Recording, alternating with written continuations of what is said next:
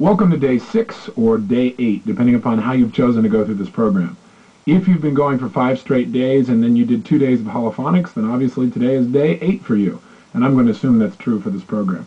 But welcome back. Again, I want to congratulate you for your continuing commitment to do whatever it takes to consistently feed your mind and challenge yourself to make those simple, daily additional changes, additional distinctions that can change the quality of your life right away. And let's get right to it. Today's whole program is based on the power of focus. If you recall, in our last session, we're talking about how to really direct our states of mind and emotion. We said that everything that we really want in our lives, no matter what it is, whether it be family or friends or relationship or money or business success or acknowledgement, all those things, the only reason we want them is what we think we'll get out of them, which is a state change, a certain level of feeling within ourselves. We also found out on our last tape that all emotions, every feeling we have, is the result of how we use our body. That emotions literally are nothing but physiological storms in our brains, if you will. And that we learned that by using our bodies in certain ways, by using our voice, our gestures, our breathing, our facial expressions, we could radically change our states. And we also talked about the idea, if you recall, of measuring our states. Where are we on a scale from 0 to 10? 10 being absolutely empowered, unstoppable, passionate, 0 being dead. And noticing, are we at the appropriate level for what we want to accomplish? And that for most cases, not all in life, but most, wouldn't it be nice to live at level 8, 9, or 10 or above on a consistent basis? How much more juice would you have? And so you developed some exercises in discovering how to move your body, not like me, not like somebody else, but like you do when you really are feeling absolutely excellent. Today, what we want to do is take on the second way we can manage our states.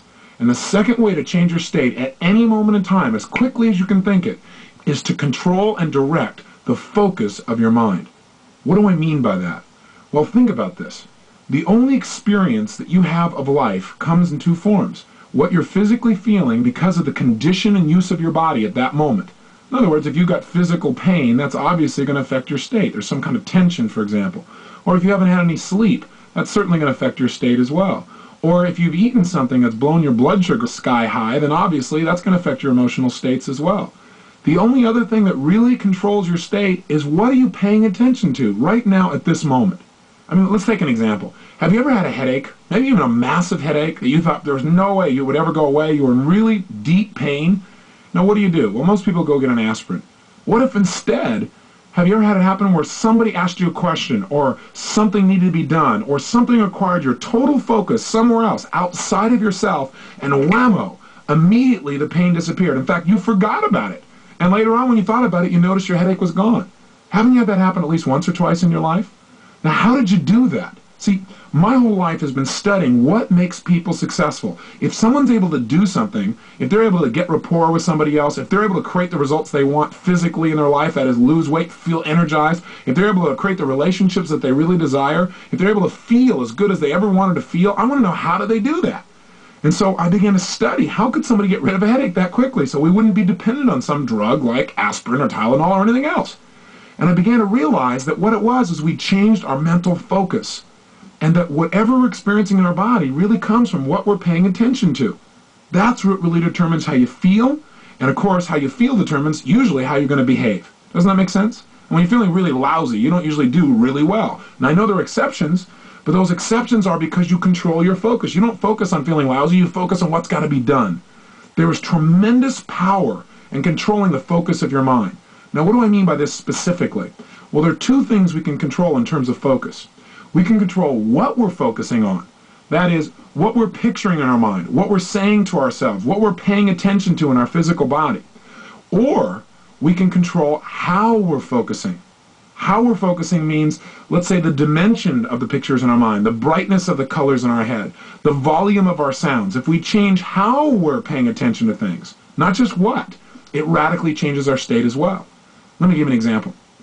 Pretend for a moment that your brain is a camera and you go to a party. How are you going to feel at that party? Well, the only thing you're going to have feelings about are the things you focus on. I mean, in that room, literally, there are almost unlimited number of activities and probably emotions and conversations and things that are going on. But your experience of that party is based on what that camera focuses on. Now, if it focuses on two people that are fighting, and that's what it focuses on for the entire party, you would leave that party saying, oh, that party was really intense. I mean, people are really upset with each other. If your focus was on two people in love who were maybe kissing passionately, you'd say, wow, that party was really moving. I mean, those people were really connected. If your focus was on some people that were really boring or bored, you'd say, oh, God, nobody really enjoyed that party. Here's the problem. The problem is your camera, that is the focus that you have, does not usually take in everything simultaneously. Your conscious mind can't. There are only so many things you can consciously focus on. I mean, think about how many things right now you are not paying attention to that are happening at this moment. There's the blood pulsating through your right ear. You may not even pay attention to it. I mentioned it, now you might focus on it. There's the beat of your heart. Were you even noticing that until I mentioned it? There's the feel of maybe some air coming from an air conditioning, maybe if you're nearby. Or there's the heat on your skin.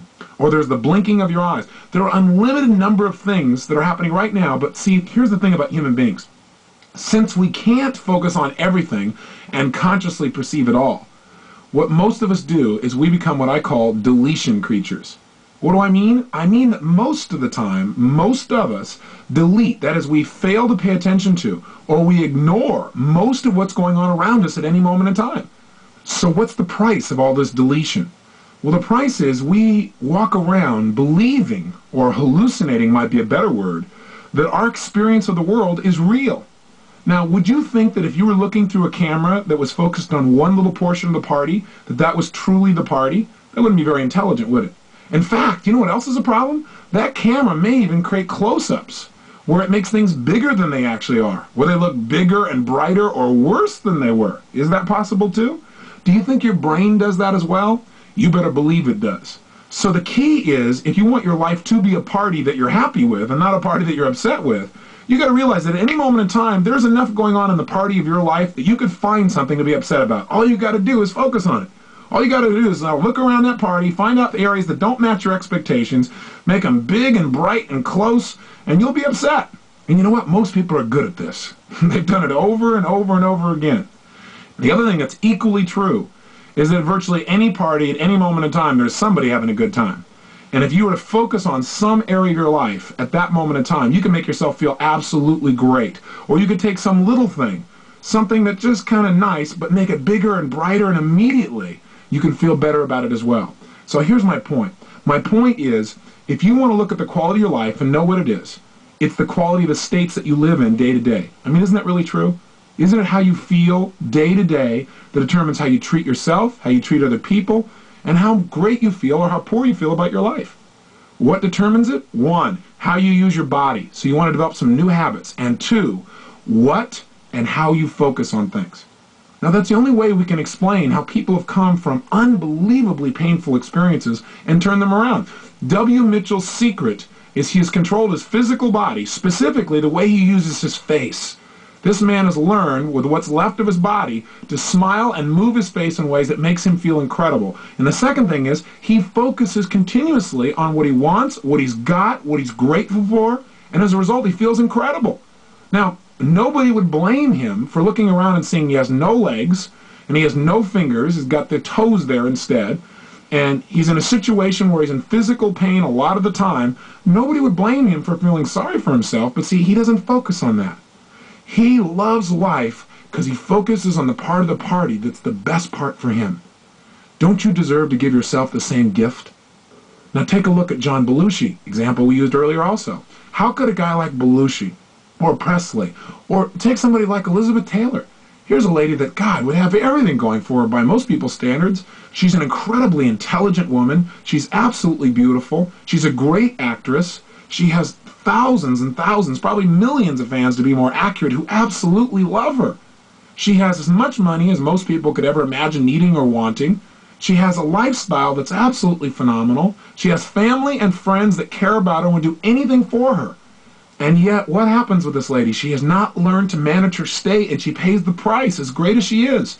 Great on the stage, but in her personal life, over and over again, she has to turn to food or to drugs to try and take care of the challenges within herself.